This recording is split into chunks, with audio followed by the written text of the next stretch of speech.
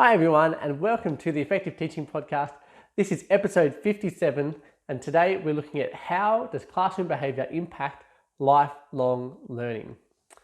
Now, of course, as always, if you would like to get the show notes for this episode, or if you want to listen to it or watch it on an actual website with the notes and stuff, or subscribe to the emails that go out about the podcast, head over to teacherspd.net/57 and you'll be able to access all the information there.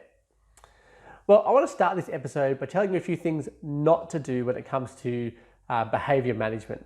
And that is, firstly, don't yell at your students. I was taught very early in my career. Both my parents were teachers, and they gave me very clear instructions when I first started teaching.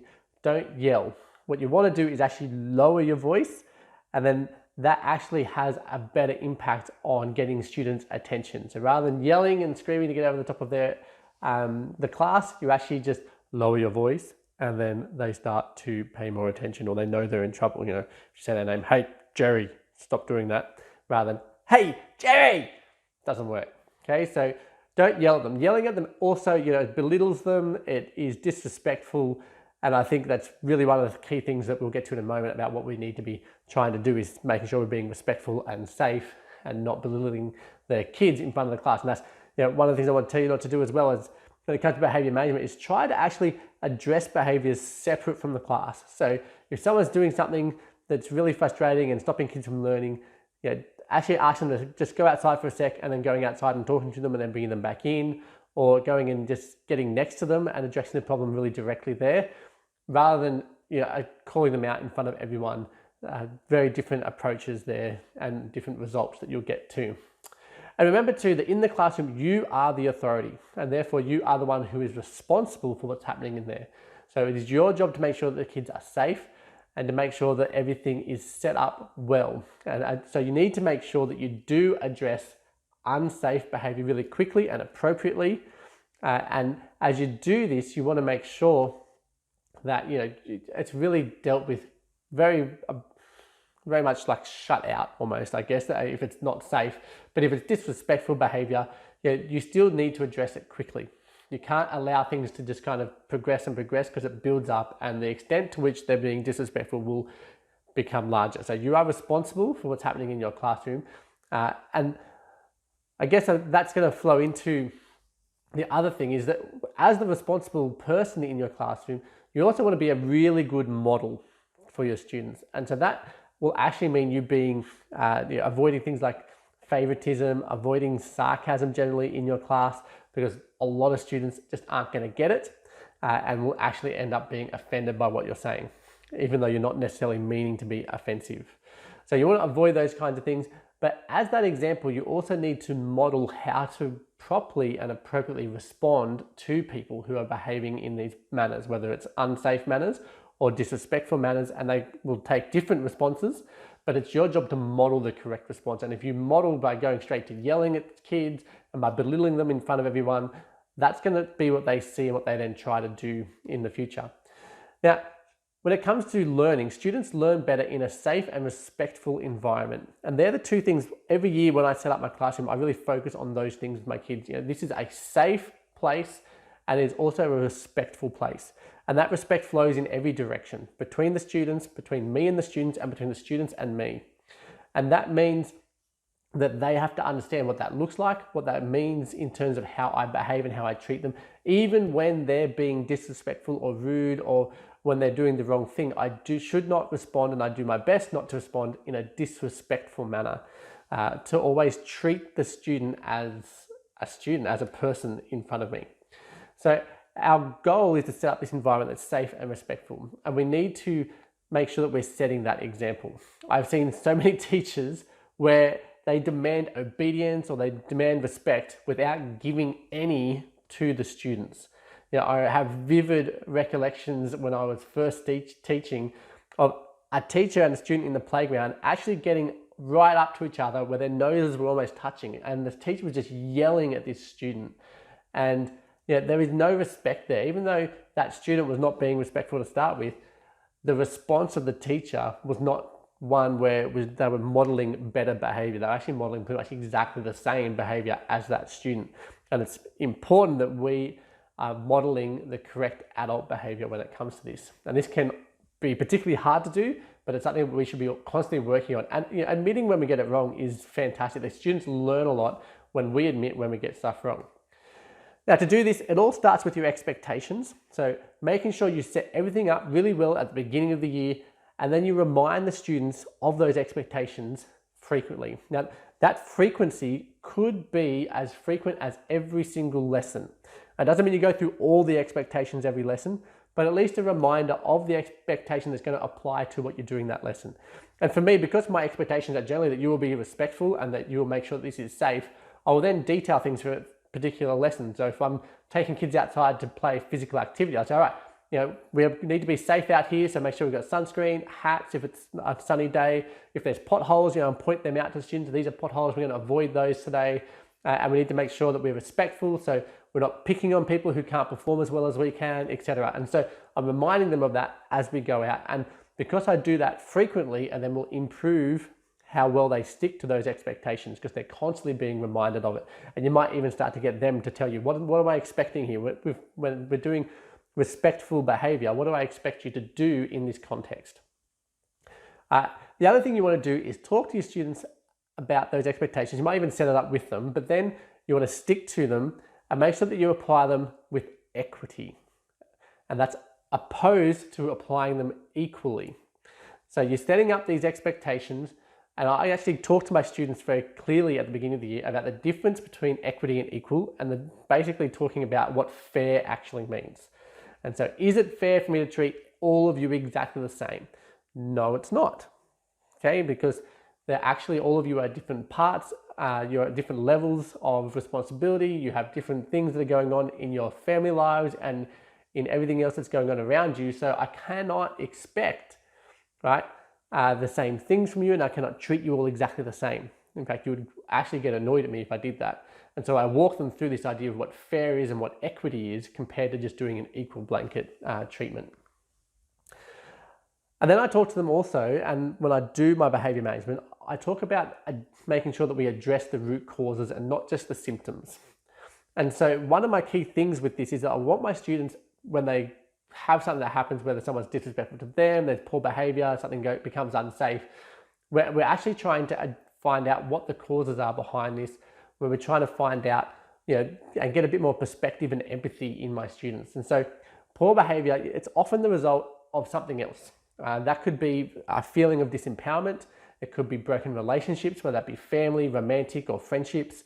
It could be for medical reasons. It could be because of learning difficulties. It could even just be from boredom. Maybe my lesson is just terrible, and therefore I've got lots of students mucking up. So there's lots of other ones, of course, as well. But when I address their behavior, I tell them, when I talk to you about it, what I'm going to be trying to find is your root cause, not just address the symptom.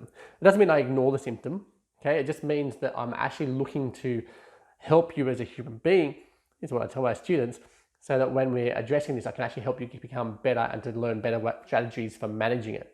Which of course is what I next talk about, is providing a correct way. So when something goes wrong in the classroom and I'm sitting down with my student, I've found the root cause, whatever it happens to be. Maybe they broke up with their girlfriend that morning and then they've taken it out on someone else in the classroom.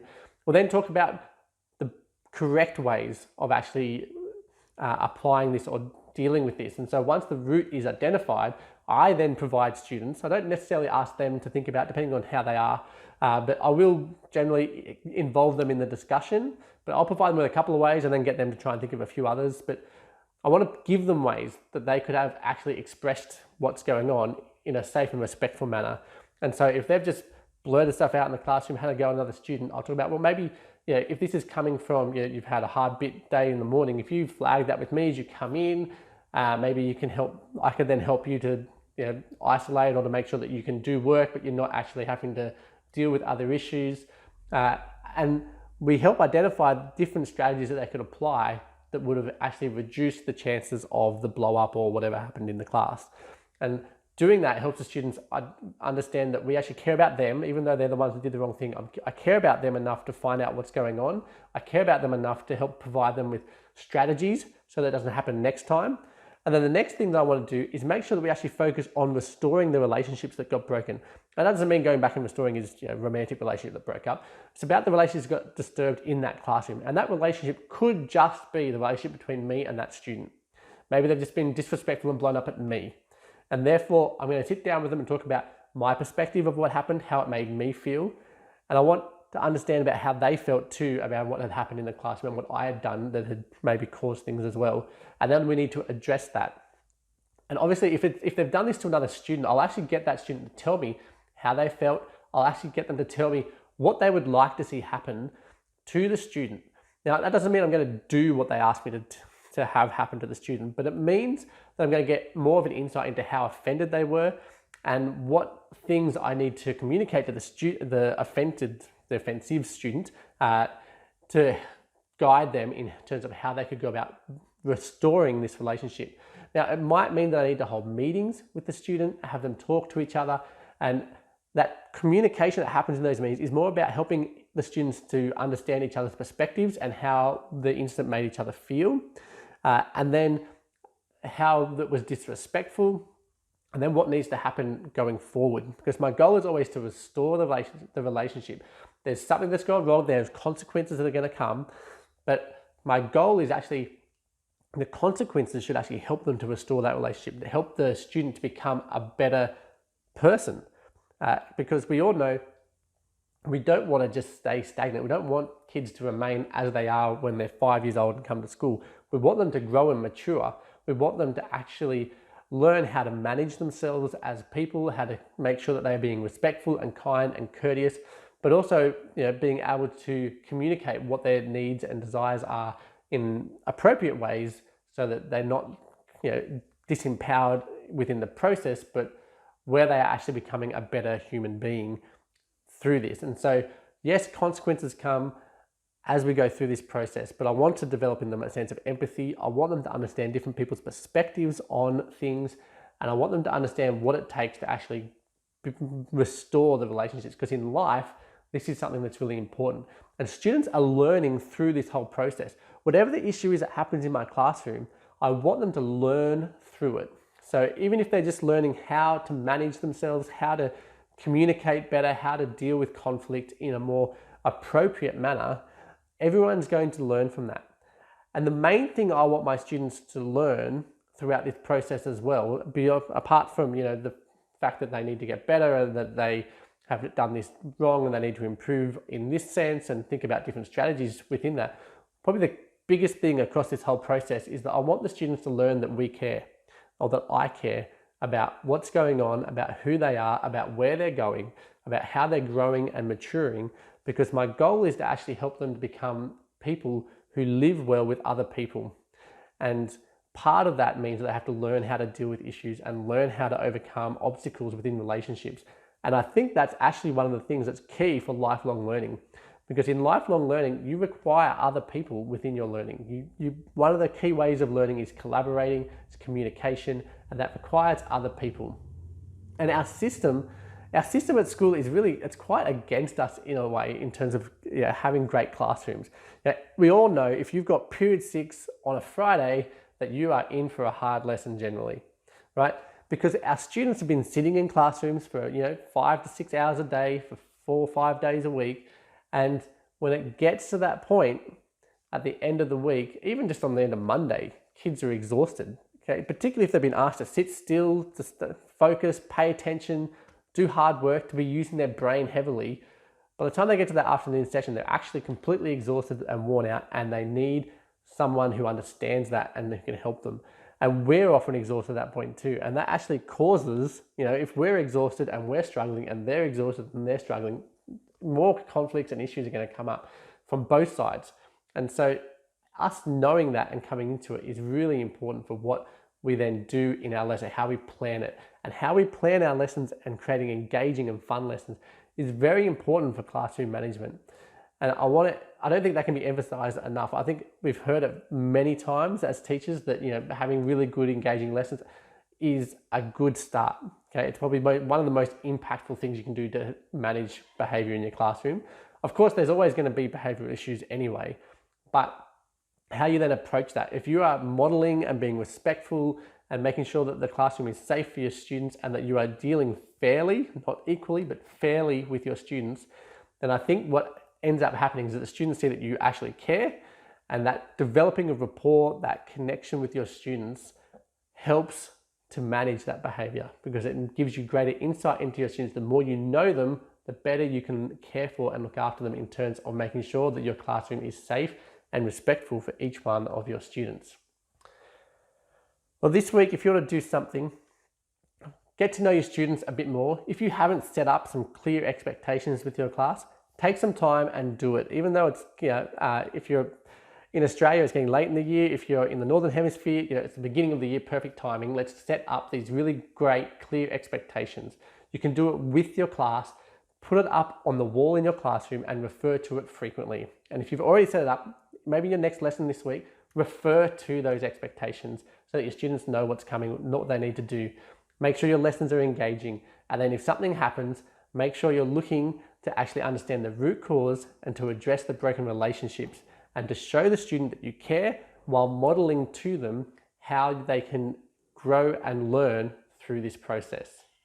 Well, if you've enjoyed the podcast, you can head over and grab the show notes at teacherspd.net/57. And of course, I would love it if you could subscribe to the podcast if you like it. You can leave a review if you're enjoying it. And of course, I like to connect with you. So please come over to Facebook and join the community there, or come and follow me on Instagram at Dan Jackson TPD.